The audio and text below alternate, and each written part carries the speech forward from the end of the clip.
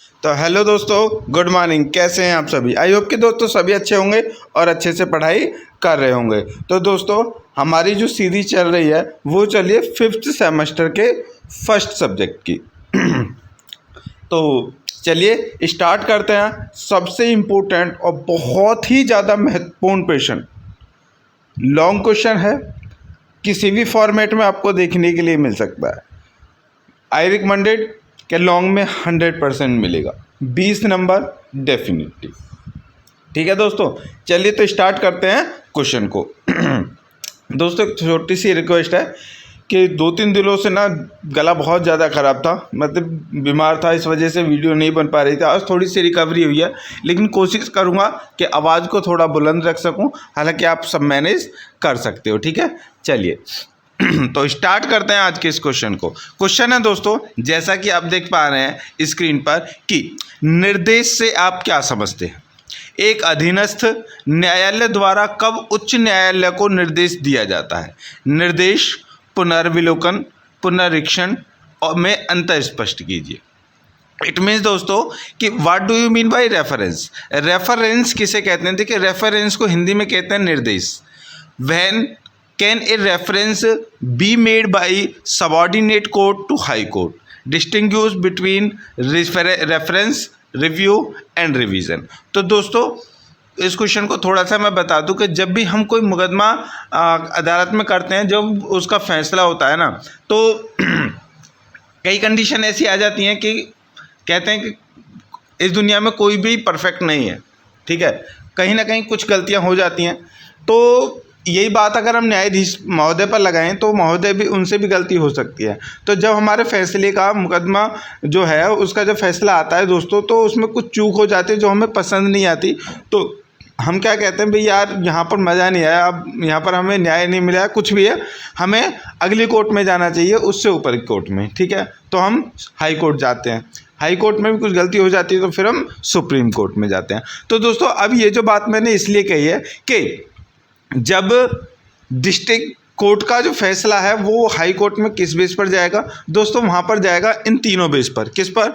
उसमें main point होता है एक निर्देश, पुनर्विलोकन और पुनरीक्षण। मतलब कि फैसला होने के बाद में निर्देश, पुनर्विलोकन और पुनरीक्षण, तीनों का मेन उसमें बहुत ज़्यादा अहमियत होती है। ठीक है, तो यही क्या है, क्या अहमियत होती है केस को रेफ़र करने में। ठीक है, समझो आप, केस को रेफ़र करने में, केस का निर्देश देने में, तो मेन पॉइंट यही है। चलिए, तो बाकी डिटेल हम पढ़ेंगे डिटेल में। जल्दी से पेन और नोटबुक लेकर के हो जाइए रेडी। इंपॉर्टेंट क्वेश्चन आपके लिए हो चुका है स्टार्ट।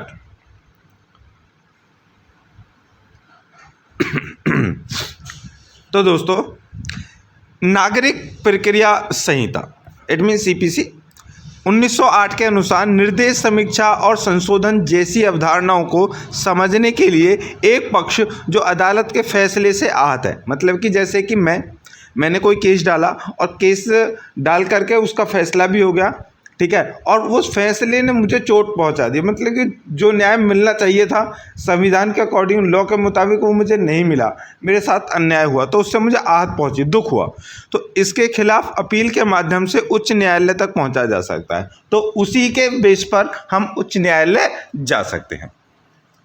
ट्रायल कोर्ट, निचली अदालत द्वारा दिया गया निर्णय, अपील के मामले में पूरे फैसले की जांच की जाती है। मतलब कि जो ट्रायल कोर्ट है, मतलब जहाँ पर ट्रायल चल रहा है, ठीक है, निचली अदालत जो है जहाँ पर उसकी सुनवाई हो रही है, वहाँ पर जो निर्णय दिया गया है उस पर अपील के मामले में पूरे फैसले की जांच की जाती है, उच्च प्राधिकारी द्वारा सुनवाई की जाती है। हालांकि ऐसे मामले में जहाँ तकनीकी या प्रक्रियात्मक आधार पर प्रथम दृष्टता, मतलब कि फर्स्ट सीन, अगर कोई, मतलब पहली बार में ही कोई त्रुटि होती है तो पार्टियों को नया मामला दायर करने और अपील करने की आवश्यकता नहीं होती। मतलब कि अगर हमने केस डाला है और उसका फैसला हमारे पक्ष में नहीं आया, मतलब कि हम सही हैं और फिर भी हमारे पक्ष में हमारा फैसला नहीं आया, तो उसमें क्या होगा भाई, हम उसको क्या कर सकते हैं, हाई कोर्ट में ले जा सकते हैं। लेकिन उसमें भी कुछ कंडीशंस होती है।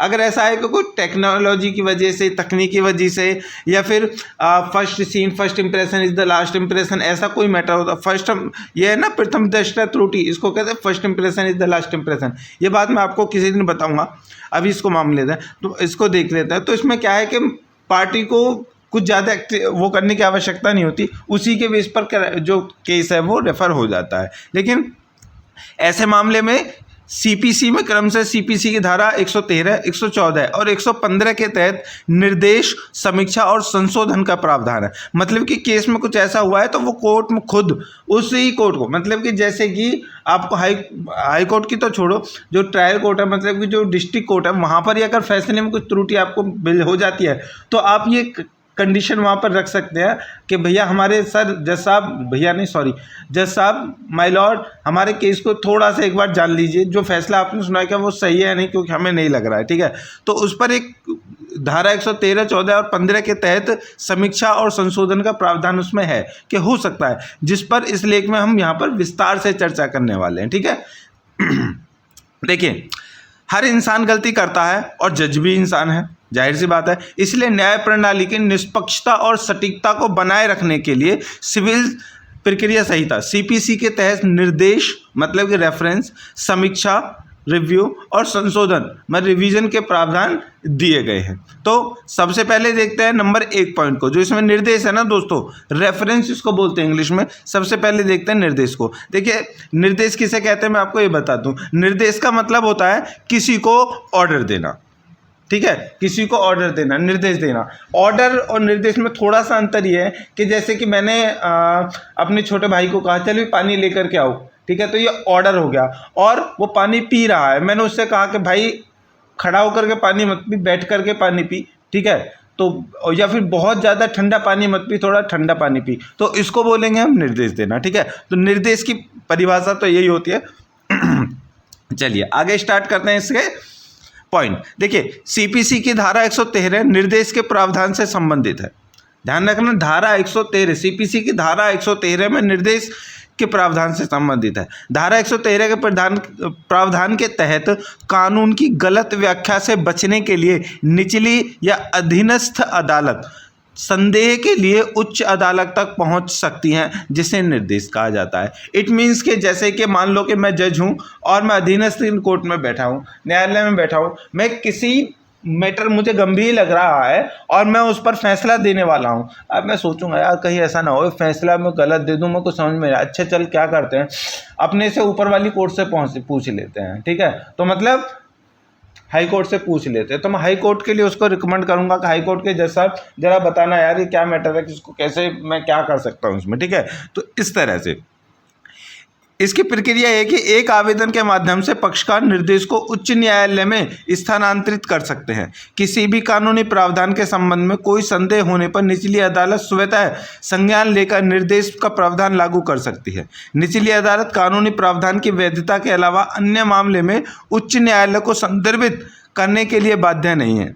यह निचली अदालत को फैसला सुनाते समय गलती से बचने में मदद करता है।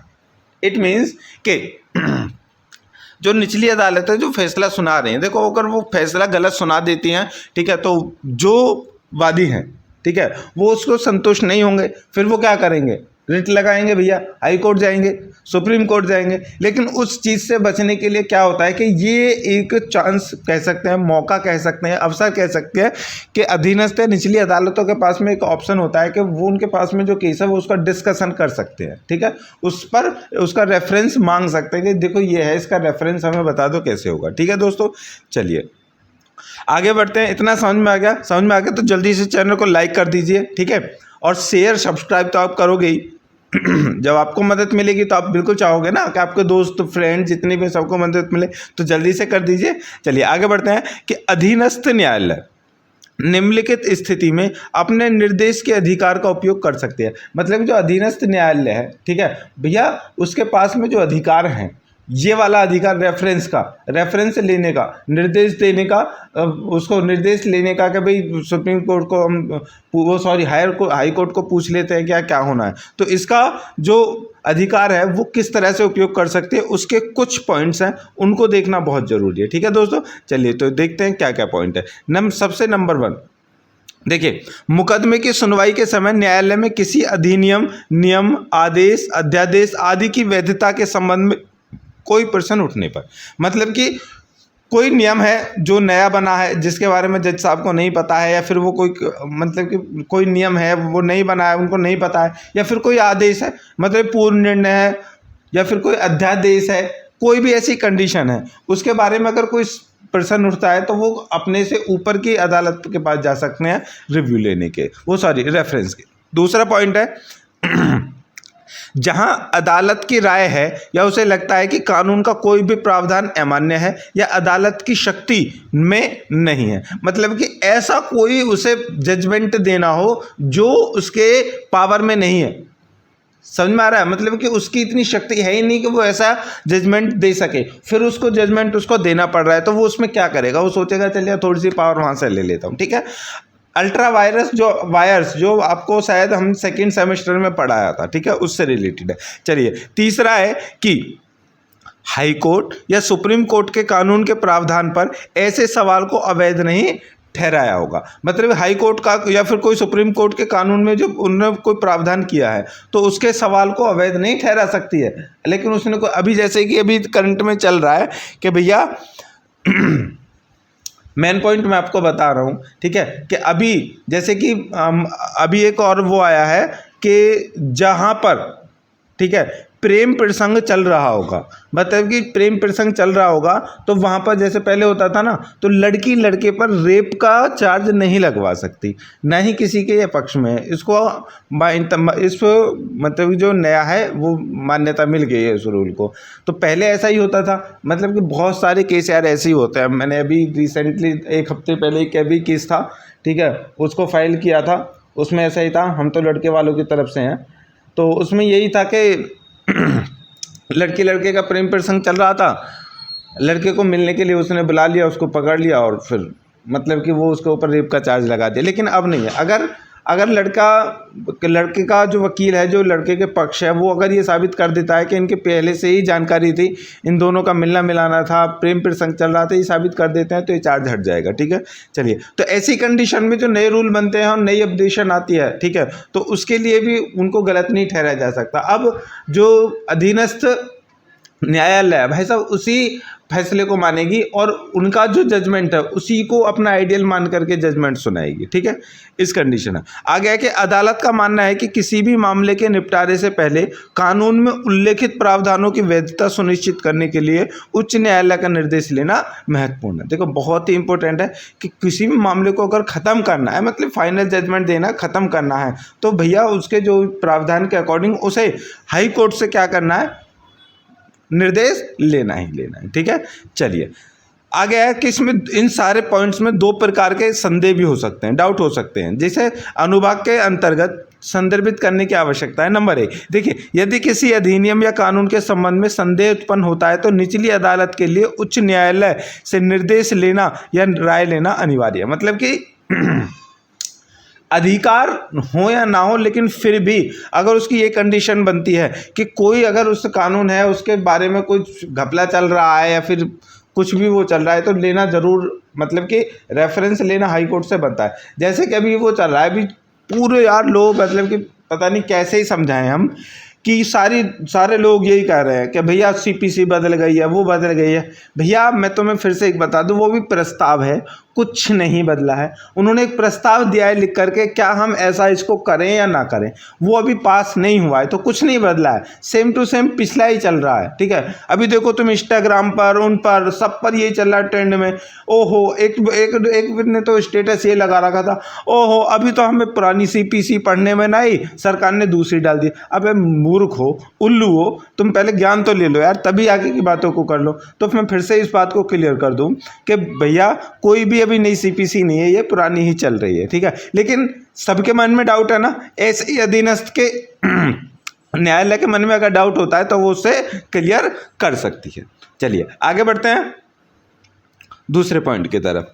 दूसरा पॉइंट है, हालांकि यदि कार्यवाही के दौरान संदेह सामने आता है तो निचली अदालत के लिए उच्च न्यायालय की राय लेना अनिवार्य नहीं है। मतलब कि कोई जो केस है वो चल रहा है, अभी कार्रवाई चल रही है, या फिर किसी कानून को लेकर के कार्रवाई चल रही है, कुछ भी चल रहा है, तो वहाँ पर उसके उच्च न्यायालय की राय लेना अनिवार्य बिल्कुल नहीं है। निचली अदालत स्वयं अपने ही ज्ञान से, ठीक है, उच्च न्यायालय को संदर्भित कर सकती है। अपने ही ज्ञान से इतना पावर उसमें होती है, भाई वो भी किसी चीज़ के लिए बैठे हैं, ठीक है। चलिए, इतना समझ में आ गया। चलिए, अब पता चल गया ना रेफरेंस जज कब कब लेता है, कब कब छोटी अदालत बड़ी अदालत का रेफरेंस लेती है, कब उसको रेफरेंस देती है। तो अब है इसका उद्देश्य क्या है। देखिए, मेन पॉइंट है उद्देश्य। अगर तुम उद्देश्य समझ गए ना तो इसके ऊपर की परिभाषा और ये जो प्रावधान दिए गए हैं, किन प्रावधानों में निर्देश ले सकते हो, सारा समझ में आ जाएगा। देखिए, निर्देश के प्रावधानों के पीछे का उद्देश्य अधीनस्थ न्यायालयों को गैर अपील योग्य मामलों में उच्च न्यायालय की राय प्राप्त करने के लिए सशक्त बनाना है, जब कानून का प्रश्न हो, ताकि किसी भी त्रुटि से बचा जा सके जिसे बाद में ठीक नहीं किया जा सकता। इस मीन्स कहते हैं ना कि भैया कि भले ही 4 गुनहगार छूट जाए, ठीक है, लेकिन किसी एक बेगुनहगार को फांसी नहीं लगनी चाहिए। मतलब कि कोई भी ऐसा जजमेंट ना दिया जाए जिससे किसी बेगुनाह कोई फंस जाए, ठीक है। इसलिए ज़रूरी है कि जो भी अधीनस्थ न्यायालय है वो हाई कोर्ट के टच में रहे और उससे रेफरेंस प्राप्त करके ही अपने जो मत हैं, अपना जो जजमेंट उसको क्लियर करें, ठीक है। देखिए, अब मैं आपको यहाँ पे एक बात बता देता हूँ। आपने जो मूवियों में उनमें देखा होगा कि सारा फैसला हो, सारा केस की जो हियरिंग है, बहस है, सब कुछ हो जाता है। उसके बाद में जज कहता है ठीक है, इस का फैसला हम लंच के बाद करेंगे, या आध घंटे बाद जजमेंट होगा, या फलानी तारीख को जजमेंट होगा। तो आपने उस बात के बारे में गौर किया है कि क्यों उस समय को देते हैं? भैया वो इसीलिए सब कुछ हो जाता है, फिर वो बात करते हैं हाई कोर्ट से कि इस मामले में मैं ऐसा जजमेंट दे दूँ, सही रहेगा या नहीं रहेगा। ये पॉइंट है, ठीक है। चलिए, जैसा कि दिवाली बाई बनाम सदाशिव दास के मामले में कहा गया है कि मामले का फैसला सुनाने से पहले निर्देश दिया जाना चाहिए। निर्देश मांगने की शर्तें क्या होती हैं, अब उनको देख लेते हैं। देखिए, सीपीसी के आदेश 46 में निर्देश बनाने की प्रक्रिया का उल्लेख है। उच्च न्यायालय का निर्देश देने के लिए अधीनस्थ न्यायालय को सिविल प्रक्रिया संहिता के आदेश 46 में उल्लेखित शर्तों को पूरा करना होगा, जो निम्न अनुसार प्रस्तुत की गई है। इम्पोर्टेंट फैक्ट है दोस्तों। देखिए, जब वो निर्देश लेगी, अधीनस्थ अदालत निर्देश लेगी किससे? हाई कोर्ट से। तो भैया कुछ शर्तें होती हैं उनके बीच में, उन शर्तों को पूरा करना होता है। इम्पोर्टेंट क्वेश्चन है, 10 नंबर का भी बन करके यहाँ से आ सकता है कि अधीनस्थ न्यायालय को उच्च न्यायालय से निर्देश प्राप्त करने की जो पूर्ण शर्तें हैं उनकी व्याख्या कीजिए या फिर उन पर टिप्पणी कीजिए, इस तरह से आ सकता है, ठीक है। चलिए, तो स्टार्ट करते हैं। सबसे पहले देखिए, निर्देश देते समय मुकदमा या अपील अदालत के समक्ष लंबित होनी चाहिए और ऐसे मुकदमे या डिक्री के आदेश के खिलाफ कोई और अपील अदालत के समक्ष नहीं होनी चाहिए। सबसे पहला यही है कि भैया जो भी मुकदमा है उसकी जो अपील है अदालत के सामने लंबी चली हो, ऐसा होना चाहिए। और दूसरा ये कि उसके जो जजमेंट, मतलब जो डिक्री बनी है, उसके खिलाफ कोई और अपील ना करे। सपोज दैट कि कोई फैसला जज कह रहा है कि देखो हम तो इनको 7 साल की सज़ा सुनाएंगे। मतलब कि जैसे सपोज करो कि मैं अधीनस्थ का जज हूँ और मैं हाई कोर्ट के जज से बात कर रहा हूँ। मैं उनसे कहूँगा सर देखिए इसमें 7 साल की हम सज़ा सुनाएंगे, ठीक है, और मैंने उनसे निर्देश दे दिया कि इसमें 7 साल की सज़ा होगी, जजमेंट फाइनल आएगा 2 दिन बाद। तो अब वो कहेगा कोई आपत्ति तो नहीं है ये इसके ऊपर? अब वो कहेगा हाँ, वो कह रहा था सामने वाला कोई बात नहीं, आप सुना दो, इस पर 7 साल की सज़ा सुना दो। मेरे वकील कह रहा था कि मेरे क्लाइंट को 7 साल की सज़ा दे दो, मैं तो हाई कोर्ट जाऊँगा। तो वो कहे रुको रुको रुको, फिर तुम इस मामले को हाई कोर्ट में भेज दो, ठीक है, तुम अपनी सज़ा सुना दो, हमें निर्देश देने की आवश्यकता नहीं है, क्योंकि तुम कुछ भी करोगे फिर भी वो हाई कोर्ट आएगा, फिर भैया हम यहीं देख लेंगे, ठीक है। तो अदालत के समक्ष ये कंडीशन होनी चाहिए कि जो फैसला दिया जाने वाला है उसके खिलाफ कोई और विपक्ष में ना हो। दूसरा है कि कानून के प्रावधान की वैधता का प्रश्न मुकदमे के लंबित रहने के दौरान, यानी अदालत में मुकदमे की कार्यवाही के दौरान उठा होगा। ठीक है, जो मुकदमा चल रहा है ना उसके बीच में उठा हुआ होना चाहिए। तीसरा है, जब कानून के प्रावधान की वैधता के बारे में ऐसा संदेह उत्पन्न हुआ है तो अदालत मुकदमे पर विचार कर रही होगी। ठीक है, मतलब ऐसा नहीं है उसने फाइनल जजमेंट सुना दिया तब वो रिव्यू लेगी, नहीं नहीं भैया, फाइनल सारी हियरिंग सुन ली, सारे गवाह वो सब पेश कर दिए, अब फाइनल उसे वो सुनाना है फैसला, उससे पहले की ये बात है। देखिए, निर्देश देते समय जिला अदालत मामले पर रोक लगा सकती है। अभी मैंने बताया ना कि कह देती है कि हमने सारी वो कोर्ट की वो सुन ली है, तुमने अपना अंतिम जो भी रिव्यू था वो बता दिया भैया, जो स्टेटमेंट थी क्लोजिंग स्टेटमेंट दे दी, अब हम 2 दिन बाद में इसका फैसला सुनाएंगे। तो उस 2 दिन का जो समय है वो रोक जो लगाई है वो यही कंडीशन है। या आकस्मिक आदेश पारित करती है, अधीनस्थ न्यायालय उस उच्च न्यायालय की राय को ध्यान में रखने के बाद जहां ऐसा निर्देश दिया गया है आदेश या डिक्री पारित कर सकता है। ठीक है, आदेश पारित कर सकता है, डिक्री पारित कर सकता है। अब आपको आदेश और डिक्री के बारे में तो ऑलरेडी पता है, इस पर बताने की आवश्यकता नहीं है।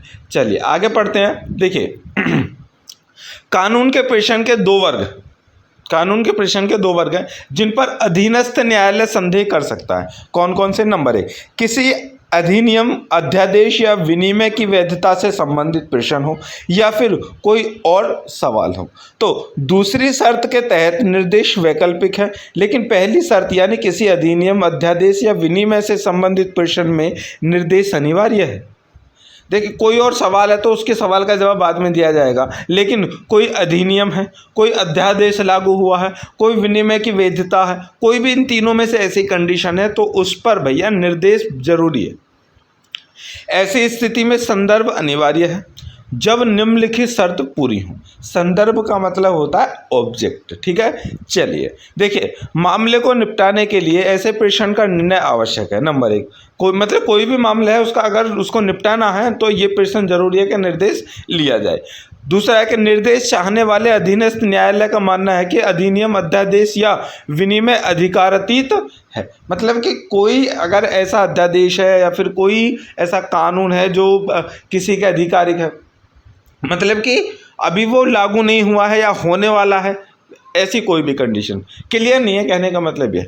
तीसरा है कि उच्चतम न्यायालय या उच्च न्यायालय जिसके अधीनस्थ न्यायालय है द्वारा इस बात का कोई निर्धारण नहीं किया गया है कि ऐसा अधिनियम अधिकारातीत है। मतलब कि उच्च न्यायालय या फिर उच्चतम न्यायालय यानी कि हाई कोर्ट और सुप्रीम कोर्ट में कोई भी ऐसा फैसला नहीं सुनाया है कि ऐसा हो सकता है, लेकिन वो केवल एक मनगढ़ंत है, ठीक है, या स्वयं संज्ञान है, कुछ भी ऐसा कह सकते हैं, खुद की वजह से। ठीक है, तो खुद ने उन्होंने बना लिया है, तो उस मामले में भी जरूरी है निर्देश। आगे है कि न्यायाधीश द्वारा कोई निर्देश तभी दिया जा सकता है जब उस मामले को देख रहे न्यायाधीश को इसके बारे में उचित संदेह हो, मतलब कि डाउट हो, शक हो। अगर उच्च अधीनस्थ न्यायालय जो फैसला सुनाने वाला है उसको डाउट है, सबसे महत्वपूर्ण तो यही बात हम ऊपर से नीचे तक समझाते आ रहे हैं दोस्तों, कि अगर उसको संदेह है तो ही वो निर्देश ले सकता है। जब कोई मामला पहले ही उस उच्च न्यायालय द्वारा तय कर दिया जाता है जिसके निर्देश की मांग करने वाला न्यायालय अधीनस्थ है, तो इसे संदेह का उचित प्रश्न नहीं माना जाएगा। इट मीन्स कि उसने अपना फैसला तो सुना दिया, मतलब कि फैसला पूरा तैयार कर लिया, उसके बाद में अगर वो निर्देश ले रहा है किससे, हाई कोर्ट से, तो वो कहेगा यार तूने अपना पूरा मामला बना लिया है, मुझसे क्या ही पूछना है, जो है वो दे दो भैया। ठीक है, तो वहाँ पर संदेह की आवश्यकता नहीं होगी। आगे है कि इम्पोर्टेंट फैक्ट है कि निर्देश के लिए कौन आवेदन कर सकता है, who can apply for reference. देखिए, सिविल न्यायपालिका की अदालत किसी पक्ष द्वारा किए गए आवेदन पर या स्वतः संज्ञान लेकर मामले को उच्च न्यायालय भेज सकती है, जैसा कि रमाकांत बिंदल बनाम यूपी राज्य के मामले में माना गया है। किसी ट्रिब्यूनल द्वारा कोई निर्देश नहीं दिया जा सकता है। मतलब कि अगर देखिए, इसमें कंडीशन एक और है कि निर्देश ले लिया, अगर हाई कोर्ट कहे चलो ठीक है अब तुम ऐसा करो केस को यहाँ भेज दो, या फिर वो कहेगा सर मैं आपके यहीं पे केस भेज रहा हूँ, मुझ पर सॉल्व नहीं हो रहा है, तो वहाँ पर वो केस भेजा जा सकता है। किसके बारे में? जब कोई सिविल न्यायपालिका की अदालत कोई भी पक्ष में, किसी पक्ष में ऐसा आवेदन करेगा उनके पक्ष में। तो आगे है कि संदर्भित निर्देशित न्यायालय की शक्तियाँ और कर्तव्य। ठीक है दोस्तों। Powers and duty of referring court, मतलब कि जो कोर्ट रेफरिंग कर रही है उसके पास में क्या क्या पावर्स और शक्तियाँ हैं। देखिए, न्यायालय के समक्ष लंबित किसी मुकदमे, मतलब कि जो मामला बहुत ही लंबा चल रहा हो। देखिए, जो मामले बहुत ज़्यादा लंबे चलते रहते हैं उसमें भी जज सोचते हैं यार 10 साल हो गए, इस मामले में कोई निर्णय नहीं आ रहा, क्या करूं, इसको हाई कोर्ट में बात करेगा, क्या करें, इसको ख़त्म कर दें या फिर आपके पास भेज दूं, क्या करूं। ठीक है, तो लंबित जो मुकदमा है यही है। देखिए, न्यायालय के समक्ष किसी लंबित किसी मुकदमे, अपील या निष्पादन कार्यवाही में कोई निर्देश केवल तभी दिया जा सकता है जब कानून पर कोई संदेह हो।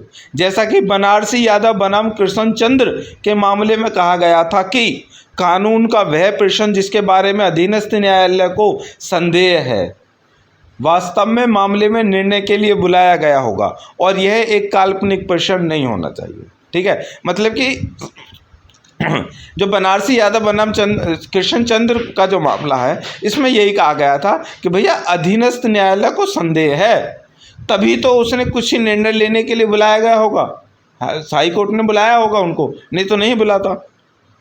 आगे, इसलिए किसी काल्पनिक प्रश्न या ऐसे बिंदु पर कोई निर्देश नहीं दिया जा सकता जो भविष्य में उठ सकता है या नहीं भी उठ सकता है, लेकिन यदि स्थिति उत्पन्न होती है तो इस पर विचार किया जा सकता है। ठीक है, तो अब कोई भी अगर ऐसा केस है, ठीक है, जो लंबा चल रहा है, उनके बारे में जो भी बात हुई है, ठीक है, वो कोई भी इस निसंदेह से नहीं है, वो संदेह इसी बात का है कि क्या इसमें हो सकता है, क्या नहीं हो सकता। ठीक है, और अगर निसंदेह की स्थिति उत्पन्न फिर भी होती है तो वो हाई कोर्ट अब मामले को ले लेती है। चलिए,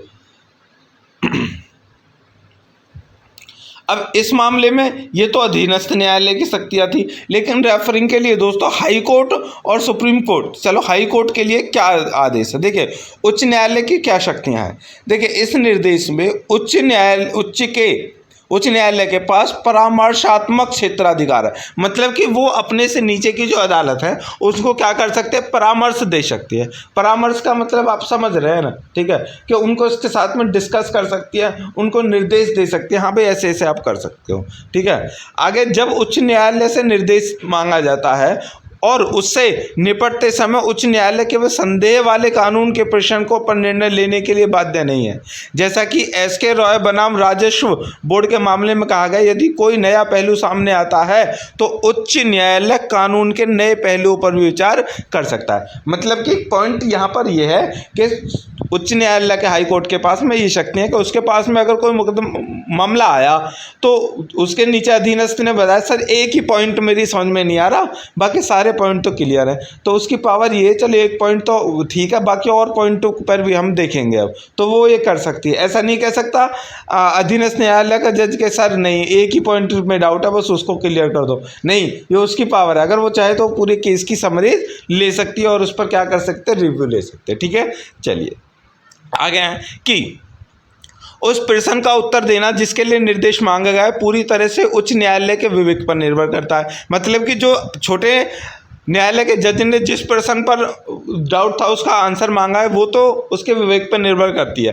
उसके बाद जैसा कि संहिता के आदेश 46 के अंतर्गत चर्चा की गई है कि उच्च न्यायालय प्रश्न का उत्तर दे सकता है और मामले को कानून के अनुसार निपटाने के लिए संदर्भित न्यायालय को वापस भेज सकता है। प्रश्न का उत्तर देने से इनकार करना उच्च न्यायालय के विवेक पर भी है और इसे रद्द करने की भी शक्ति, मतलब कि वहाँ पर केवल रिक्वेस्ट की जा सकती है, निर्देश की, रेफर की रिक्वेस्ट की जा सकती है। अब वो हाई कोर्ट के जज के ऊपर निर्भर करता है वो उसको पर कोई निर्देश दे या ना दे। वो कहता है अरे यार अपने आप करो, मेरे पास बहुत टाइम नहीं है, मेरे पास बहुत काम है यार, तुम अपने आप करो, या फिर वो कह सकते हैं चलो ठीक है तुम्हारे पॉइंट को क्लियर कर देते हैं। ठीक है, ये किसकी शक्ति है, ये हाई कोर्ट के जज की शक्ति है। चलिए आगे बढ़ें। देखिए दोस्तों, ये तो था रेफरेंस। ठीक है, अब आगे हम पढ़ने वाले हैं कि रेफरेंस का जो प्रभाव है क्या है, इफेक्ट्स ऑफ रेफरेंस। देखिए, एल.एस. शेरलेकर बनाम डी.एल. अग्रवाल के मामले में यह माना गया था कि जब उच्च न्यायालय से निर्देश मांगा जाता है और यदि उच्च न्यायालय वादी के पक्ष में प्रश्न का उत्तर देता है तो डिक्री की पुष्टि की जाती है। यदि उच्च न्यायालय का उत्तर उसके विरुद्ध है तो मुकदमा खारिज कर दिया जाता है। अब ध्यान रखना, मेन पॉइंट, बहुत ही अच्छी बात बताने वाला हूं दोस्तों। देखिए, एक वादी और प्रतिवादी वो हमने आपको बता दिया है। अगर वादी के पक्ष में मुकदमा सुनाना है और वो उसको हाई कोर्ट में मामला जाता है, हाई कोर्ट उस पर रिव्यू देती है वादी के ही पक्ष में, कहाँ भी चलो ये सही बात है, ठीक है, इसके फेवर में जाना चाहिए। लेकिन अगर वादी के फेवर में नहीं गया तो वहीं पर वो मामला रद्द कर दिया जाता है, उस पर फैसला नहीं सुनाया जाता। आदेश 46 के नियम 3 में यह प्रावधान है कि यदि उच्च न्यायालय चाहे तो पक्षों को सुनने के बाद संदर्भित बिंदुओं पर निर्णय करेगा और अपने फैसले की एक प्रति अधीनस्थ न्यायालय को भेजेगा, जो उक्त निर्णयों के निर्देश में मामले का निपटारा करेगी। मतलब कि जो उसने रिव्यू अपने आप से जो स्टेटमेंट बनाई, अधीनस्थ न्यायालय निचली अदालत के जज ने जो फैसला बनाया है उसकी कॉपी भेजी जाएगी हाई कोर्ट को, तब जाकर के उसमें संशोधन कुछ हो सकेगा या उस मामले का निपटारा हो सकेगा। ठीक है दोस्तों, तो यहाँ पर ख़त्म हो गया हमारा पूरा का पूरा निर्देश रेफरेंस। अब रेफरिंग के बाद में दूसरा पॉइंट चलता है रेफरेंस के बाद में समीक्षा, पुनर्विलोकन। देखिए यहाँ पर था ये कि अपने किसी भी मामले में वो उससे निर्देश दे रहे हैं, निर्देश मांग रहे हैं, ठीक है, लेकिन अब है पुनर्विलोकन, रिव्यू। जब फैसला सुना दिया जाता है दोस्तों, उसके बाद में उसकी दोबारा से क्या होती है, उसका जांच होती है, पुनर्विलोकन होता है, उसका रिव्यू मांगा जाता है। वही है दूसरा क्वेश्चन। देखिए मैं फिर एक बात आपको बता दूं, रेफरेंस रिव्यू दोनों अलग अलग हैं, ठीक है, एक ही प्रक्रिया से जुड़े हुए हैं, दोनों अलग अलग है। तो दोनों अलग अलग शॉर्ट क्वेश्चन में आपको आ सकते हैं 10 नंबर में, ध्यान रखना। चलिए समीक्षा, इसको पुनर्विलोकन भी कहते हैं, समीक्षा भी कहते हैं, रिव्यू भी कहते हैं। तो सीपीसी की धारा 114, अभी हमने क्या पढ़ी थी, 13 पढ़ी थी ना, 113 में क्या है, रेफरेंस, ठीक है, और 114 में क्या है, समीक्षा। तो सीपीसी की धारा 114 समीक्षा के प्रावधान को परिभाषित करती है। समीक्षा के मामले में जो पक्ष अदालत के आदेश से खुश या व्यथित नहीं है, वह उसी अदालत में समीक्षा के लिए आवेदन दायर कर सकता है जिसने डिक्री पारित की है। मतलब कि जिस न्यायालय द्वारा हमको हमारे केस में, मुकदमे में फैसला सुनाया है और वो फैसला हमें अच्छा नहीं लगा है, तो हम वहाँ पर कह सकते हैं कि सर प्लीज़ एक बार इस मामले को दोबारा से देख लीजिए, एक बार फिर से रिव्यू ले लीजिए, कहीं कोई हमें लग रहा है कि कुछ ना कुछ आपसे छूट गया है या आपसे हम रिक्वेस्ट कर रहे हैं। ठीक है, डिक्री क्या होती है मैं आपको बता दूं, जब मुकदमा, कोई भी मुकदमे का फैसला दिया जाता है तो जो फैसला जिस पेपर पे दिया जाता है, जो भी फैसला दिया जाता है वो मान्य करने के लिए उसको डिक्री बोला जाता है। ठीक है, चलिए, यह प्रावधान इसलिए किया गया है ताकि अदालत को अपने स्वयं के डिक्री या निर्णय की समीक्षा करने और निर्णय पारित करने के समय कोई त्रुटि होने पर उसे सुधारने का अवसर मिल सके। यह इसलिए है 114 सीपीसी की धारा कि भैया जो जज हैं वो फैसला दे करके ये देख सके हमने यार जो फैसला दिया है वो गलत तो नहीं है, अरे रुक जाओ यार, तो जरा है 2-4 दिन रुक जाओ, हम फैसले को दोबारा से देख लें या फिर दोबारा से इस केस को, हम मुकदमे को स्टडी कर लें। राम बख्श बनाम राजेश्वरी कुंवर AIR 1948 AII 2013 के मामले में यह माना गया था कि समीक्षा का विकल्प अभी भी मौजूद है, भले ही अपील किसी भी आधार पर खारिज कर दी गई। सीपीसी का आदेश 47 समीक्षा के मामले में अपनाई जाने वाली प्रक्रिया को परिभाषित करता है। निम्नलिखित स्थिति में पार्टियों द्वारा समीक्षा के लिए आवेदन करने का दायर किया जा सकता है। देखिए, कोई भी पक्षवादी हो या प्रतिवादी हो, किसी के भी पक्ष में अगर किसी को लगता है कि हमारे पक्ष में मामला जो मुकदमा है उसका फैसला नहीं आया है, तो वो तुरंत क्या कर सकती है, एक समीक्षा के दायर कर सकती है कोर्ट में कि सर समीक्षा, हमें एक बार रिव्यू हमें चाहिए हमारे केस का। ठीक है, चलिए, लेकिन आवेदन जो किया जाएगा, ठीक है, वो किस स्थिति में किया जाएगा, ये मेन पॉइंट है। चलिए तो देख लेते किन स्थिति में। देखिए, डिक्री या निर्णय अपील योग्य है, हालांकि कानून के तहत कोई अपील नहीं की गई है। सबसे पहले तो ये देखा जाएगा जो फैसला सुनाया गया है, क्या वो फैसला जो सुनाया गया वो रिव्यू के लायक है भी या नहीं। ठीक है, दूसरा पॉइंट, किसी निश्चित डिक्री या निर्णय के लिए अपील का कोई प्रावधान कानून में नहीं बताया गया है। दूसरा पॉइंट ये है कि कोई अगर निश्चित, मतलब कि वो कही दी हाँ यही होना है, तो भैया यही होना है, फिर फिर उस पर कोई भी समीक्षा नहीं की जा सकती, पुनर्विलोकन नहीं किया जा सकता। दूसरा, लघुवाद न्यायालय ने फैसला अगर सुनाया है, ठीक है, लघुवाद न्यायालय ने अगर जो फैसला सुनाया तो उस पर भी कोई भी समीक्षा उस स्थिति में नहीं हो सकती। आगे बढ़ते हैं। देखिए, कानून कुछ आधारों को परिभाषित करता है जिन पर समीक्षा के लिए आवेदन दायर किया जा सकता है। किन आधारों पर, ठीक है, किन कंडीशंस पर आवेदन दायर किया जा सकता है, वो है ये क्या, जहां उन तथ्यों की नई खोजें होती हों जो ज्ञान में नहीं थे या अज्ञानता के कारण डिक्री पारित होने के समय प्रस्तुत नहीं किए जा सके। मतलब कि कोई ऐसा गवाह कि जब उसकी सुनवाई हो रही थी कॉमा में था, अब फैसला उसका सुना दिया गया और उस समय पर वो कॉमा से बाहर आ गया, तो भैया तुरंत उसका रिव्यू होगा, तुरंत उसमें उसको ऐड किया जाएगा, पुनर्विलोकन किया जाएगा, ठीक है। दूसरा, यदि त्रुटि रिकॉर्ड के प्रथम दृष्टता पाई गई है और पूरे मामले पर दोबारा बहस की आवश्यकता नहीं है। मतलब कि कोई ऐसा पॉइंट छूट गया है जो उस समय पर किसी को भी ध्यान नहीं रहा और बाद में याद आ गया तो तुरंत वो रिव्यू में चला जाएगा। लेकिन इन त्रुटियों का न्यायालय द्वारा दिए गए गलत निर्णयों से कोई संबंध नहीं होगा, ठीक है। आगे है कि कोई अन्य मामला, ऐसे में न्यायालय की भ्रांति को पर्याप्त आधार माना जा सकता है, जैसे कि एस नागराज और अन्य मामले में शीर्ष अदालत भी कर्नाटक राज्य एवं अन्य 1913 अनुपूरक 4 NCC 595 ने माना कि किसी भी अन्य पर्याप्त आधार का एक विस्तारित अर्थ है सही तथ्यों की गलत व्याख्या के मामले में पारित आदेश को पर्याप्त आधार माना जा सकता है। मतलब किसी भी कंडीशन में जहां पर जो सही तथ्य की गलत व्याख्या कर दी गई है, मतलब कि कोई अगर चीज़ सही थी लेकिन उसको गलत नज़रिए से देख लिया गया है, ठीक है, तो उसको भैया आदेश जो है उस कंडीशन को, उस स्थिति को समीक्षा का आदेश माना जाएगा, ठीक है, उसका आधार बना दिया जाएगा और उस पर समीक्षा की जाएगी। अब अगला पॉइंट दोस्तों ये बनता है कि समीक्षा जो है, जो रिव्यू है, ठीक है, उसकी समय सीमा क्या है। महत्वपूर्ण इंपॉर्टेंट क्वेश्चन है, ठीक है, कि भैया फैसला सुना दिया गया, उसके कितने दिनों के बाद में उस पर रिव्यू लिया जा सकता है। देखिए, एक पॉइंट मैं फिर से बता दूं, रिव्यू से याद आया, जैसे कि क्रिकेट मैच होता है, बॉलर ने बॉल फेंकी, ठीक है, और वो बल्ले के पास से निकल गई, एम्पायर से अपील किया, एम्पायर आउट है, एम्पायर ने कह दिया हाँ आउट है। अब भैया बैटिंग क्या कहेगा बैटर जो है, अरे नहीं नहीं ये तो बल्ले के साइड से निकली है, आउट नहीं हूँ, मैं आउट नहीं हूँ। तो अब ये नया नियम बन गया, रिव्यू लिया जाता है उस पर तुरंत, सभी को पता चल क्या होगा, रिव्यू लिया जाता है, समीक्षा की जाती है, फिर फोकस किया जाता है, उसको देखा जाता है, ओहो बॉल उसको टच करके गई है बैट को या नहीं, ओहो नहीं अभी ऐसे नहीं पता चल रहा, ठीक है। अब वो लिखाओ भैया, अल्ट्रा एज वाली दिखाओ, अल्ट्रा एज वाली टेक्निक है, उसको दिखाई जाती है। अब वो बिल्कुल बिल्कुल सही बता देती है, बल्ले से थोड़ी सी भी चूके जाती है ना, तुरंत उस पर लाइनिंग आ जाती है, उसको कह दिया जाता है आउट है, आउट है, आउट है, सही है। और नहीं छूके जाता तो एम्पायर कहता है सॉरी सॉरी सॉरी, माफ़ करो गलती हो गई भैया, आउट नहीं है।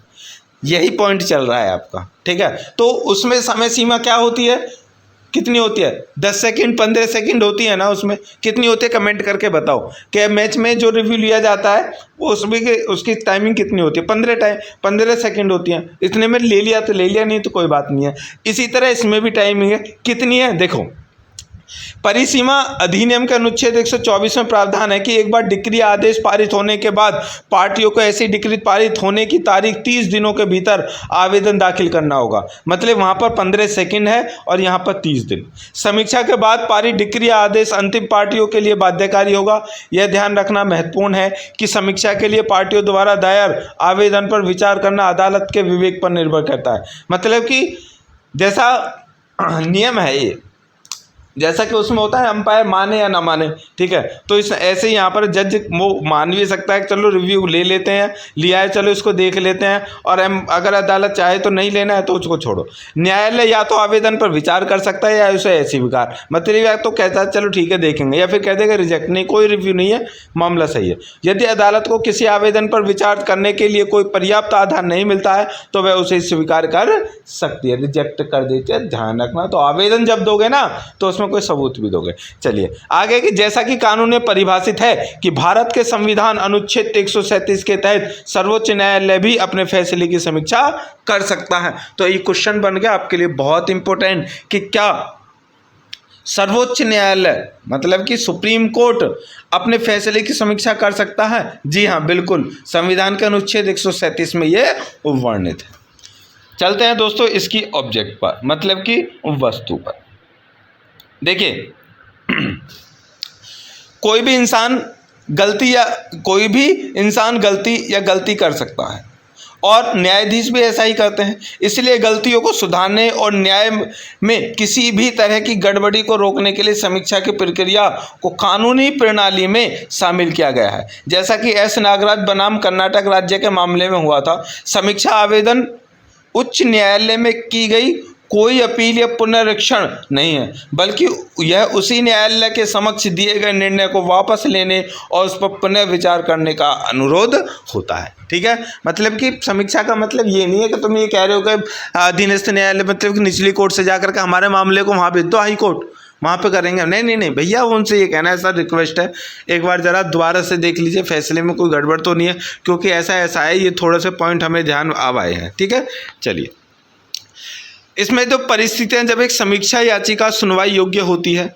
एक समीक्षा याचिका निम्नलिखित परिस्थितियों में अदालत के समक्ष सुनवाई योग्य है। कब समीक्षा हो सकती है? देखिए, नंबर 1, जब मामले में कोई अपील न हो। देखिए, संहिता की धारा 114 के अनुसार, जब 114 ही चल रहा है, ध्यान रखना, के अनुसार जब आदेश या डिक्री के खिलाफ कोई अपील नहीं होती है तो न्यायालय द्वारा इसकी समीक्षा की जा सकती है। गणेशी लाल बनाम सेठ मूलचंद के मामले में यह माना गया है कि धारा 114 के उपखंड सी को ध्यान में रखते हुए लघुवाद न्यायालय द्वारा पारित डिक्री के खिलाफ समीक्षा का आवेदन पात्र है। मतलब कि जो निचली अदालत है, ठीक है, वहाँ पर यह आवेदन आसानी से दिया जा सकता है। ये 114 की उपखंड सी को ध्यान में रखते हुए। ठीक है, आगे की थोड़ा सा इसको ऊपर कर लेते हैं। भले ही किसी अपील को अक्षम या सक्षम बाधित होने के आधार पर खारिज कर दिया जाता है। पार्टी रामबख्श बनाम राजेश्वरी कुंवर के मामले में समीक्षा प्रक्रिया के लिए की जा सकती है। देखिए किस ऑप्शन है, क्या ऑप्शन है यहाँ पर, वो है। देखिए, जब किसी मामले में अपील की जाती है लेकिन समीक्षा नहीं की जाती, जब अपील का प्रावधान उपलब्ध है लेकिन पीड़ित पक्ष द्वारा इसे प्राथमिकता नहीं दी जाती है, तो भी एक समीक्षा याचिका सुनवाई योग्य है। मतलब कि जो पीड़ित पक्ष है वो अगर ना भी चाहे कि नहीं हमें कोई रिव्यू नहीं लेना है भैया, ठीक है, जैसा कह देते हैं ना, जो यार चलो आउट हो गया तो आउट हो गया, क्या है रिव्यू लेना है, छोड़ो, ऐसा भी कभी कभी होता है। लेकिन फिर भी उसमें रिव्यू लेना,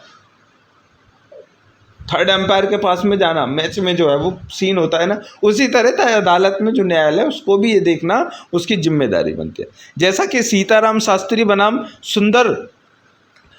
सुंदरम्मा के मामले में माना गया है कि समीक्षा के लिए एक आवेदन केवल तब तक अदालत के समक्ष प्रस्तुत किया जा सकता है जब तक कि उस आदेश के खिलाफ कोई अपील नहीं की जाती है। जब समीक्षा के आवेदन करने से पहले ही अपील दायर की गई हो तो अदालत समीक्षा के लिए किसी आवेदन पर विचार नहीं कर सकती। देखिए, अब मामला ये भी है कि मान लो कोई जजमेंट आ गया लेकिन उसके खिलाफ कोई अपील नहीं है कि नहीं ये गलत है या फिर ये है, इसको ऐसे करो, तो भैया उस जब फैसला दोनों पक्षों ने मान लिया तो समीक्षा काहे ही होगी। चाहे फैसला गलत है तो गलत है, सही है तो सही है, ठीक है। लेकिन अगर एक पक्ष ने उस पर कोई आपत्ति जताई है तो फिर उसका रिव्यू लेना इम्पोर्टेंट है। ठीक है, चलिए आगे का लघुवाद न्यायालय से निर्देश, reference from the small cases causes court. देखिए, अदालत लघुवाद न्यायालय द्वारा दिए गए निर्देश पर फैसले की समीक्षा कर सकती है। छोटे मामले होते हैं, छोटे केसेस होते हैं, तो ये जरूरी होते हैं, यहाँ पर गलतियाँ होने का जो चांस है वो ज़्यादा होता है। ठीक है, इसलिए देखिए यहाँ पर समीक्षा के आधार क्या है। देखिए, आदेश 47 के नियम 1 के तहत कुछ आधार दिए गए हैं जिन पर किसी निर्णय की समीक्षा के लिए किया गया आवेदन विचार योग्य है। जैसे कि नए और महत्वपूर्ण पदार्थ या साक्ष्य की खुद पर, मतलब कि कोई नए उस केस से रिलेटेड साक्ष्य मिल गए, सबूत मिल गए, ठीक है, या कोई इंपॉर्टेंट चीज़ मिल गई, वस्तु मिल गई, तो उस पर तुरंत क्या होगा, समीक्षा उसका आधार बन जाएगा, उस पर समीक्षा होगी। जैसे कि एक अदालत अपने फैसले की समीक्षा तब कर सकती है जब आवेदक को कोई नया महत्वपूर्ण मामला या सबूत मिलता है जिसे डिक्री पारित करने के समय प्रस्तुत नहीं किया जा सका था या उपलब्ध उस समय नहीं था।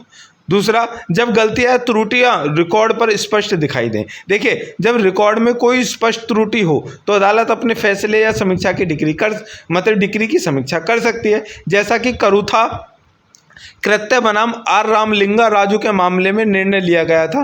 त्रुटि में तथ्य की त्रुटि के साथ साथ कानून की भी त्रुटि शामिल थी। ठीक है मतलब कि एक कोई ऐसा केस था, ठीक है, कि उसमें मतलब कि चार्ज लगना था मर्डर का, ठीक है, उसमें हाफ मर्डर का लग गया, वो मर गया, फिर भी उस पर हाफ मर्डर का चार्ज लगा था। इस तरह का केस हो सकता है। ठीक है, चलिए आगे है कि अन्य पर्याप्त कारण। इसका अलावा और क्या क्या कारण हो सकते हैं। देखिए, समीक्षा का अंतिम आधार कोई पर्याप्त कारण है, मतलब समीक्षा का जो कोई अंतिम आधार है वो कोई पर्याप्त कारण ही हो सकता है। कोई कारण होगा तभी तो समीक्षा होगी, नहीं तो न्यायालय द्वारा समीक्षा के लिए विचार किया गया कोई भी पर्याप्त आधार इस आधार के अंतर्गत अपर्याप्त है अंतर्गत आता है। यह कोई भी कारण हो सकता है जिसके न्यायालय की विफलता से बचने के लिए अपने फैसले की समीक्षा करने के लिए पर्याप्त समझता हो। मतलब कि इसके लिए जरूरी नहीं है कोई भी ऐसा कारण, अगर कोई भी एक ऐसा पॉइंट, अगर जो जिस पक्ष के मतलब कोई भी दोनों वादी या प्रतिवादी में से कोई भी एक ऐसा पॉइंट अगर अदालत के सामने रख दें कि वो जज ये समझे कि यार ये तो जरूरी था, ये क्यों छूट गया मुझसे, तो वहाँ पर तुरंत समीक्षा हो सकती है, रिव्यू हो सकता है। आगे है कि बैंक ऑफ बिहार बनाम महावीर लाल के मामले में सुप्रीम कोर्ट ने कुछ कारण बताए जिन्हें समीक्षा के लिए प्राप्त माना जा सकता है। जैसे कि जब परिस्थितियों की स्थिति के बारे में कोई गलत धारणा हो, या जब पार्टी के किसी भी बयान या सबूत को पेश करने का उचित मौका ना दिया गया हो, या पार्टी को कोई नोटिस नहीं भेजा गया हो, या अदालत किसी महत्वपूर्ण तथ्य या सबूत पर विचार करने में विफल रही है, या अदालत ने किसी भी वैधानिक प्रावधानों को छोड़ दिया है। ठीक है, चलिए ये थे अन्य पर्याप्त कारण समीक्षा करने के लिए। देखिए, समीक्षा के लिए समय अवधि क्या होती है। जैसे रेफरेंस के लिए समय अवधि थी, इसके लिए देखिए लिमिटेशन एक्ट 1963 के अनुच्छेद 124 के तहत समीक्षा के लिए आवेदन करने की दाखिल करने की समय की सीमा अवधि डिक्री या आदेश की तारीख से सुप्रीम कोर्ट के अलावा अन्य अदालत के लिए 30 दिन है।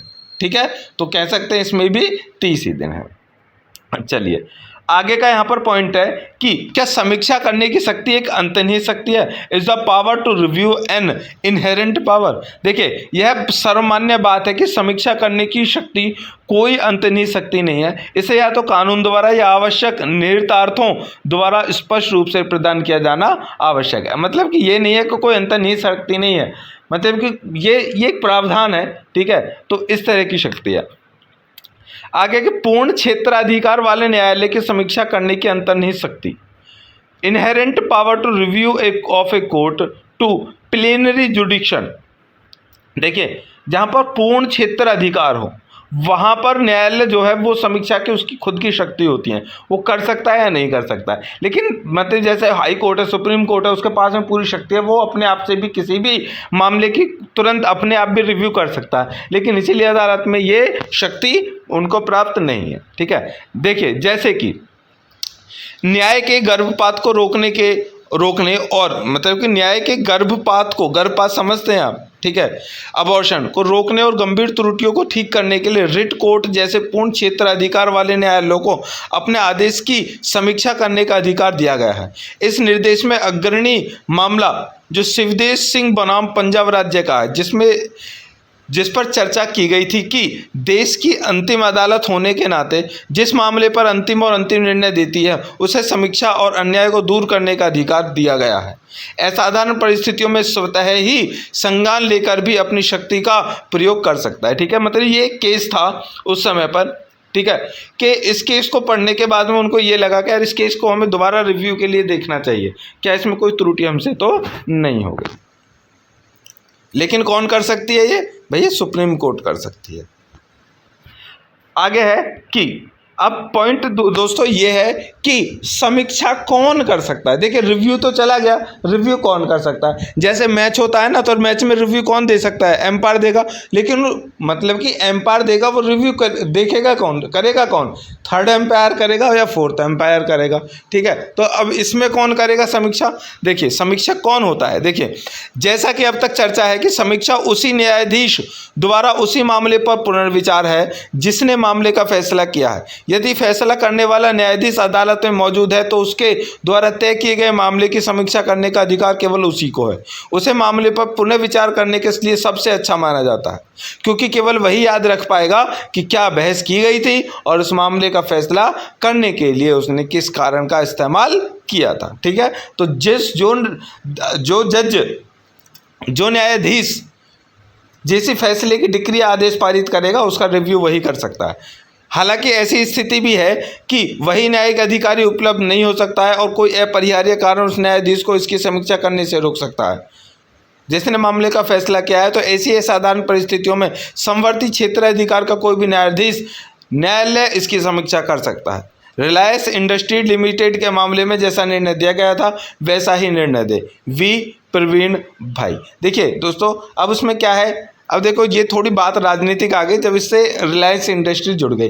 देखिए रिलायंस इंडस्ट्री का एक मामला था, उसमें क्या था, उस पर एक आदेश दे दिया गया, ठीक है, लेकिन तुम्हें पता है पैसे वाले कभी भी लोग मानते नहीं है, तो उन्होंने उसको रिव्यू में डाल दिया। अब रिव्यू में डालने पर ये और उन्होंने उससे जज से और कह दिया तूने अपना फैसला सुनाया बस, अब इसका रिव्यू मत कर दिए, चाहे कोई और कर दे, क्योंकि कोई और करेगा तो उसके रिव्यू को वो बदलवा सकते हैं, वो करेगा तो उसको सारी चीज़ें पता है, ठीक है। या फिर उसमें जज को मरवा दें, जज को गायब कर रहे हैं, किडनैप कर रहे हैं, उसको रिव्यू के लायक ना छोड़ें, तो उस कंडीशन में फिर कोई और न्यायाधीश उसका रिव्यू करेगा, ठीक है, ध्यान रखना इस बात को। चलिए आगे है, देखिए क्वेश्चन का अंत में हम चल रहे हैं। दो चीजें आपने देख ली हैं दोस्तों, अब तीसरी चीज है revision, reference, review, revision.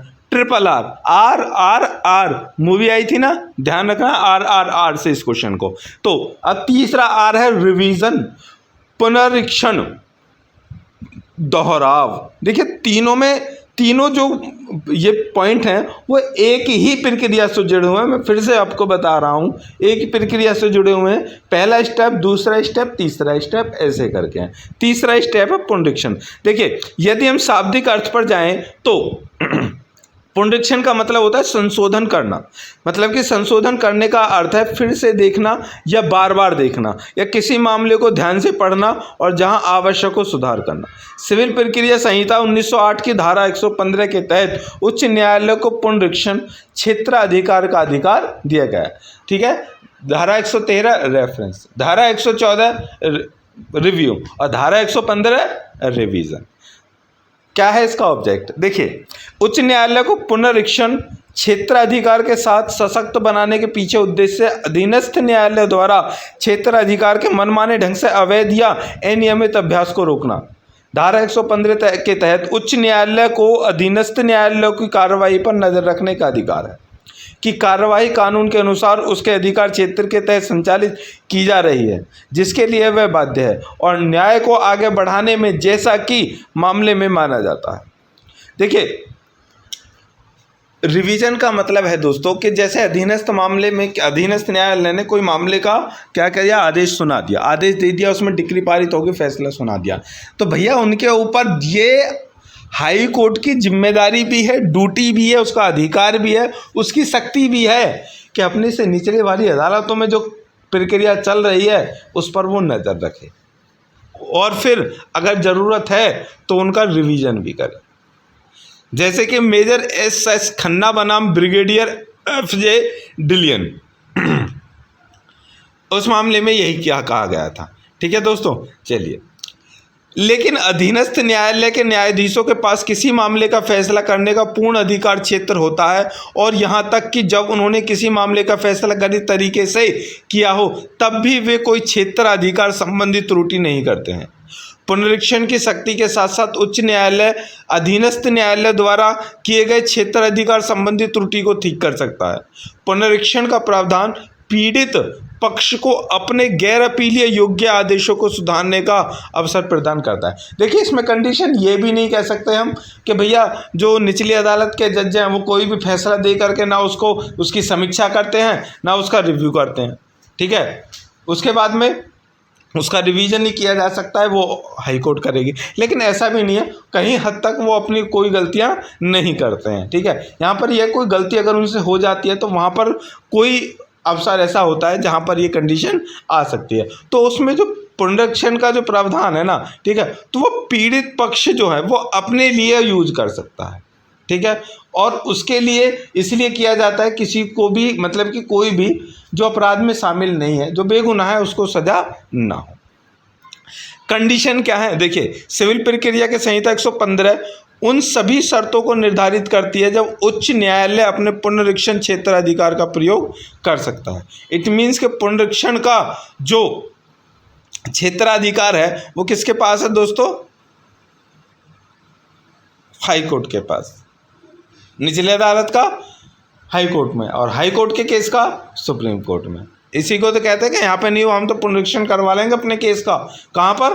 High court में देख लेंगे तुझे भाई। समझ में आ गया दोस्तों? चलिए, लेकिन उसकी कुछ शर्तें हैं, कंडीशंस है। कैसा कि नंबर 1, मामले का फैसला होना चाहिए। मतलब कि जब तक मामले का फैसला नहीं होगा तब तक उसका पुनरीक्षण, मतलब कि दूसरी कोर्ट में वो नहीं जा सकता। वो कहते हैं ना कि चलो भैया यहाँ से जमानत नहीं, यहाँ से तुम्हें फांसी वो हो गई, 7 साल की सज़ा हो गई, लेकिन तुम बेगुनाह थे, हम इस कोर्ट को अब इस केस को अब हाई कोर्ट में लड़ेंगे। हाई कोर्ट में भी यही हो गया तो अब हम इसको सुप्रीम कोर्ट में लड़ेंगे। ठीक है, तो वहाँ पर कब ये पुनरीक्षण होगा? तब जब भैया पहला कोर्ट उसको फाइनल कर देगा।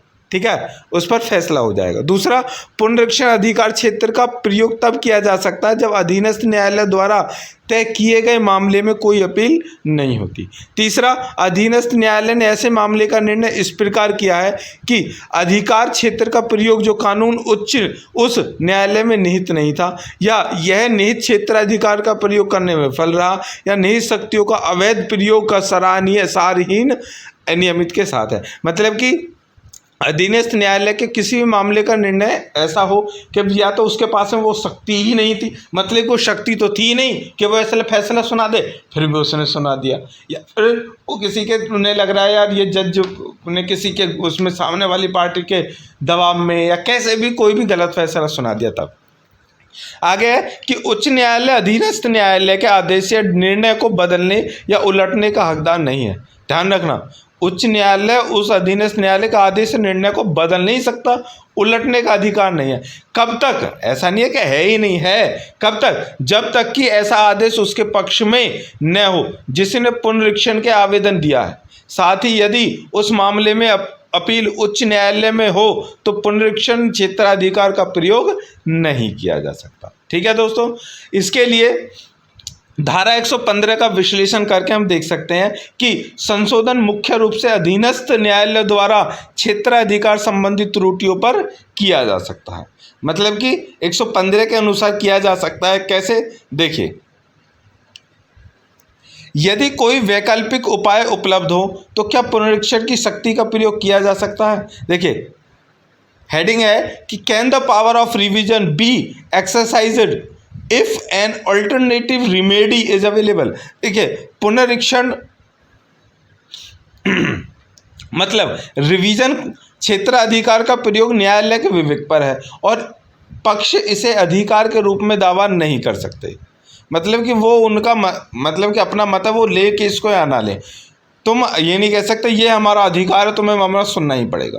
मेजर के प्रमुख मामले में SS खन्ना बनाम ब्रिगेडियर FJ डिलियन सुप्रीम कोर्ट द्वारा यह माना गया कि अदालत को पुनरीक्षण क्षेत्र अधिकार का प्रयोग करने से पहले कई कारकों को ध्यान में रखना होगा। इसमें से एक पर विचार किया गया है कि वैकल्पिक उपाय की उपलब्धता। जब पीड़ित पक्ष के लिए कोई वैकल्पिक और प्रभावकारी उपाय उपलब्ध है तो अदालत संहिता की धारा 115 के तहत पुनरीक्षण की शक्ति का प्रयोग नहीं कर सकती। ठीक है, चलिए आगे है कि पुनरीक्षण के लिए सीमा अवधि क्या है। Limitations of period for revision. देखिए, पुनरीक्षण के लिए सीमा अवधि परिसीमा अधिनियम 1963 के अनुच्छेद 131 के अनुसार डिक्री आदेश के पुनरीक्षण के लिए परिसीमा अवधि 90 दिन है। देखिए, रिव्यू के लिए 30 दिन थी।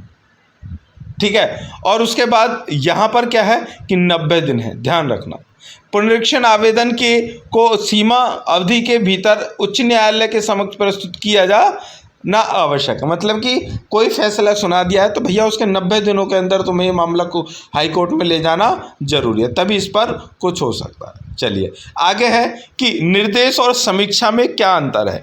निर्देश और समीक्षा में अंतर, रेफरेंस एंड रिव्यू में क्या डिफरेंस है। इंपॉर्टेंट पॉइंट है, ध्यान रखना। 10 नंबर में आ सकता है, 4 नंबर में भी ये आ सकता है, 5 नंबर में भी आ सकता है। देखिए यहाँ पर देखेंगे हम निर्देश के पक्ष को, यहाँ पर देखेंगे समीक्षा के को। देखिए नंबर 1, मामले को अधीनस्थ न्यायालय द्वारा उच्च न्यायालय में भेजा जाता है, न कि निर्देश के लिए पक्ष द्वारा। मतलब कि यहाँ पर जज द्वारा निर्देश, मतलब कि छोटे जज बड़े जज को निर्देश लेने के लिए भेजेगा। इसमें समीक्षा हेतु पीड़ित पक्ष द्वारा आवेदन किया जा सकता है। यहाँ पर जज को, ठीक है, मतलब जो हाई कोर्ट का जज है उसको एक पक्ष, जो पीड़ित पक्ष है ना दोस्तों, मतलब जिनका केस चल रहा है, वो यहाँ पर एप्लीकेशन देगा या फिर वो भेजेगा। दूसरे में निर्देश का मामला केवल उच्च न्यायालय द्वारा तय किया जाता है। यहाँ पर समीक्षा उस न्यायालय द्वारा तय की जाती है जिसने डिक्री पारित की है या आदेश दिया है। तीसरा, निर्देश तभी दिया जा सकता है जब मुकदमा अपील या निष्पादन की कार्यवाही लंबी हो, मतलब कि बहुत लंबा मामला चल रहा हो। यहाँ पर डिक्री आदेश पारित होने के बाद ही समीक्षा की जाती है, मतलब कि मामला कितना भी लंबा चला हो, जब तक फैसला नहीं होगा तब तक समीक्षा नहीं होगी। इसमें है कि निर्देश का आधार समीक्षा से भिन्न होता है, मतलब कि निर्देश का जो आधार है वो समीक्षा से भिन्न है, लेकिन समीक्षा के आधार अलग अलग। ठीक है दोस्तों, चलिए निर्देश और समीक्षा के बारे में पता चल गया। आगे है निर्देश और संशोधन क्या है। देखिए दोस्तों, निर्देश के लिए एक मामले को अधीनस्थ न्यायालय द्वारा उच्च न्यायालय में स्थानांतरित किया जाता है, मामले को भेजा जाता है। दूसरा, दोहराव पुनरीक्षण के लिए पीड़ित पक्ष या तो उच्च न्यायालय द्वारा स्वतः ही संज्ञान लेकर उच्च न्यायालय में आवेदन किया जा सकता है। इसमें है कि निर्देश का आधार तब होता है जब अधीनस्थ न्यायालय द्वारा कानून के ऊपर प्रश्न चिन्ह हो, मतलब कि निर्देश के लिए कब किया जाएगा, जब भैया कानून के ऊपर ही, मतलब कि कौन से कानून से तुमने यहाँ पर यह आदेश दिया है, ये वाला हो। लेकिन पुनरीक्षण का आधार अधीनस्थ न्यायालय द्वारा क्षेत्र अधिकार की पूर्ण त्रुटियाँ, मतलब कि जो फैसला सुनाया गया है वो कानून के अकॉर्डिंग तो सही है, लेकिन वो था ही गलत भैया, ऐसा था ही नहीं, वो तो निर्दोष था, उसको तो गलत साबित कर दिया है। ठीक है, तो ये थे अंतर। चलिए अब चलते हैं दोस्तों निर्देश की तरफ, सॉरी निष्कर्ष की तरफ। निर्देश याद ध्यान में रहा है। ठीक है, चलिए देखिए निष्कर्ष, कंक्लूजन। सिविल प्रक्रिया संहिता के तहत दिए गए निर्देश, समीक्षा और पुनरीक्षण के प्रावधान अलग अलग तरीके हैं, कि सबके अलग अलग तरीके हैं, जिनके द्वारा अपील का कोई प्रावधान न होने पर भी अदालत न्यायालय प्रणाली की निष्पक्षता के लिए आर्थिक कुशलता से काम कर सकती है। मतलब कि ये अधिकार नहीं है, मौलिक अधिकार या कोई अधिकार नहीं है, लेकिन फिर भी न्याय को जस्टिफिकेशन सही करने के लिए ये जो अदालतें हैं वो इसको मान्य करती हैं। जब भी किसी मामले का निर्णय न्यायालय में होता है और न्यायाधीश डिक्री का आदेश पारित करता है, तो ऐसी परिस्थितियां होती हैं जहां कोई गलती या त्रुटि हुई हो, या कोई पक्ष आदेश या डिक्री से व्यतीत हो, या ऐसी परिस्थितियां भी हो सकती हैं जहां अधीनस्थ कानून के ऐसे सवाल अदालत को संदेह हैं। और एक सामान्य नियम यह है कि एक बार फैसला सुना दिए जाने के बाद उसे उसी अदालत द्वारा बदला नहीं जा सकता। इसलिए न्याय के गर्भपात से बचने के लिए कानूनी प्रणाली के तहत समीक्षा, निर्देश और पुनरीक्षण का प्रावधान शामिल किया गया है। मेन पॉइंट क्या है कि ये जो तीनों पॉइंट है, मतलब समीक्षा, निर्देश और पुनरीक्षण, इसको लागू किया गया था कभी पहले किस पॉइंट को देखते हुए, केवल और केवल अबॉर्शन। जो उस समय पर दोस्तों जहाँ पर लड़कियों को मान्यता नहीं दी जाती थी, ठीक है, और ये बहुत ज़्यादा चरम पर चल रहा था कि लड़कियाँ को गर्भ में ही मार दिया जाता था, तो वहाँ पर ये कानून बना दिया गया था कि गर्भ में बच्चे के लिंग की जांच करवाना, मतलब भ्रूण की जांच कर लिंग की जांच करवाने का अपराध है, उसको मानना तो खैर अपराध है, ठीक है। तो उसमें बहुत सारी कंडीशन ऐसी थी जहां पर जो लोग हैं वो बता देते थे कि ये हमारी पत्नी तो चलते चलते गिर गई, इसके पेट में या ऐसे अबॉर्शन हो गया, कैसे हो गया, वो देते थे। उस चीज़ों को बहुत जल्दी बारीकी से फाइंड करना होता था उस जुर्म को रोकने के लिए, ठीक है। लेकिन अब ये है कि ये सभी मामलों में देखा जाता है, इन तीनों चीज़ों का, तीनों अवसरों का उपयोग सभी मामलों में किया जा सकता है। चलिए आगे बढ़ते हैं। जहां कानून के प्रश्न पर संदेह होने पर अधीनस्थ न्यायालय द्वारा ही उच्च न्यायालय से निर्देश मांगा जाता है, वहीं अधीनस्थ न्यायालय द्वारा क्षेत्र अधिकार संबंधी त्रुटि होने पर पुनरीक्षण शक्ति का प्रयोग किया जाता है। समीक्षा की शक्ति अधीनस्थ न्यायालय में ही निहित है जिसने डिक्री आदेश पारित किया है। इट मीन्स कि भैया कानून के ऊपर जब प्रश्न उठते हैं तो अगर छोटी अदालतों के ऊपर प्रश्न उठा तो उसके ऊपर जो अदालतें हैं भैया उनसे भी जवाब मांगा जाता है। क्या देख रहे हो? क्योंकि उनके पास में ये शक्ति होती है कि उनसे नीचे जो अदालत है वो क्या कर रही है, कैसे फैसले सुना रही हैं, वो जज वो कोई घपला तो नहीं कर रहे, उनका ये अधिकार होता है, ठीक है, उनके पास शक्ति होती है। और अगर उनसे ऊपर की अदालतें कुछ गड़बड़ करती हैं तो उसके ऊपर भैया फिर सुप्रीम कोर्ट है, ठीक है, उनके मामलों को सुनने के लिए। समीक्षा, निर्देश और पुनरीक्षण की प्रक्रिया भी अपील या द्वितीय अपील से बहुत अलग है। अधीनस्थ न्यायालय स्वयं उच्च न्यायालय से निर्देश मांग सकता है, लेकिन समीक्षा या पुनरीक्षण के लिए एक आवेदन दायर करना आवश्यक है। इसलिए तीनों प्रक्रियाओं के अलग अलग आधार, शर्तें और प्रक्रियाएं हैं। देखिए वो बिल्कुल सही बात है कि छोटी अदालत बड़ी अदालत से कैसे, साहब थोड़ा सा बता दीजिए, डिस्कशन कर लीजिए, लेकिन वो नहीं कहते लो हम ना लड़ रहे केस को, हम ना देख रहे इस केस को, मैं नहीं कर रहा इस केस की सुनवाई, लो मैं तुम्हारे यहाँ पे भेज रहा हूँ, ऐसा नहीं कर सकता। और इसके करने के लिए सबको एक अलग अलग प्रक्रियाएं हैं, आवेदन है, वो सारी चीज़ें हमने आपको ऊपर समझा दिया है। आई होप कि दोस्तों क्वेश्चन को अच्छे से समझ में आ गया होगा और आज के बाद जीवन में कभी भी इस चीज़ को देखने की आवश्यकता नहीं पड़ेगी। कहीं से आपका ध्यान भटका हो, कहीं पॉइंट कोई रह गया हो, कोई थोड़ा सा अगर आपको डाउट लग रहा हो तो एक बार पूरा दोबारा से इस क्वेश्चन को देख लीजिए, कोई बड़ी बात नहीं है, थोड़ा सा टाइम और जाएगा लेकिन चीज़ें अच्छी हो जाएंगी, ज्ञान आ जाएगा। और फिर भी कोई प्रॉब्लम आती है तो नीचे कमेंट बॉक्स है आपकी हेल्प के लिए, हम वहाँ पर ऑलवेज रेडी रहते हैं आपके प्रॉब्लम का सॉल्यूशन करने के लिए। तो ठीक है दोस्तों, मिलते हैं नेक्स्ट